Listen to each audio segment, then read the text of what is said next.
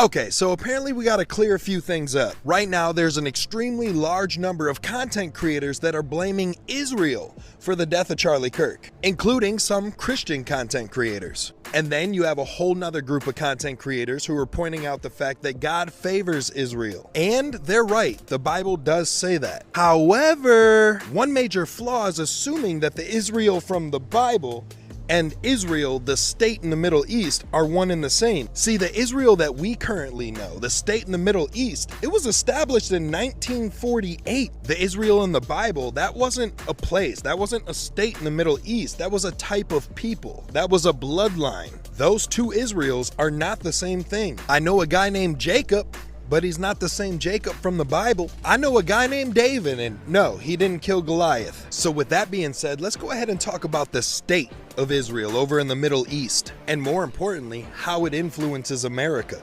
Israel is currently involved with 7 different wars, and somehow they have convinced America to fund a lot of it. When I say somehow, I'm being sarcastic. It starts with AIPAC, way back under JFK. See, JFK and his brother wanted AIPAC to be registered as a foreign entity, because as a foreign entity, it would demand full transparency for their donations and funding. But instead of that happening, JFK and his brother were both assassinated. And AIPAC, well, they continued to make deals with congressmen and congresswomen. And every member of Congress that works with AIPAC has an AIPAC guy. When it comes time for those Congress members to place their votes, well, they got to talk to their AIPAC guy first. So what do you think happens when it comes time to vote on whether or not they're going to send more money to Israel? The AIPAC guy says yes, so the Congress member says yes. Oh, and by the way, the numbers aren't 100% confirmed, but they say there's about 318 to 380 something Congress members who have an AIPAC guy. America only has 535 congressmen and women to begin with. So at the low end, if there's 318 who are with AIPAC, that's approximately 59%. Starting to understand why I said I'm being sarcastic when I say somehow,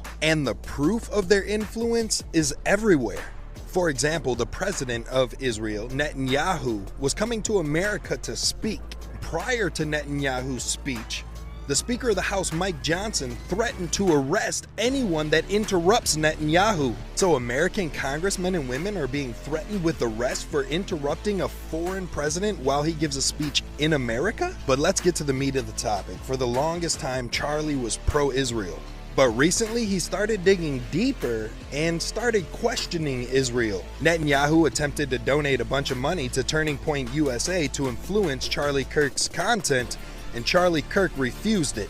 And then there's the interview with Ben Shapiro. See, Ben Shapiro is pro-Israel, but Charlie was questioning Israel to Ben Shapiro's face. And then you have Tucker Carlson, who is also questioning Israel. Tucker Carlson with his 25 million followers and Charlie Kirk with his 9 million followers were about to do an interview together where they discuss Israel. Reports say that Charlie was told not to conduct that interview but planned to do so anyways. Other reports say that Charlie spoke directly with Donald Trump about feeling threatened by Israel. Claims say that he was afraid for his life. Then Netanyahu posts a tweet only minutes after Charlie was struck by that bullet. And now more recently, Netanyahu went on live television and read a letter from Charlie, claiming that Charlie was extremely pro-Israel. But Candace Owens isn't letting him get away with it. She says she knows what that letter said and that he extremely misrepresented it on live television.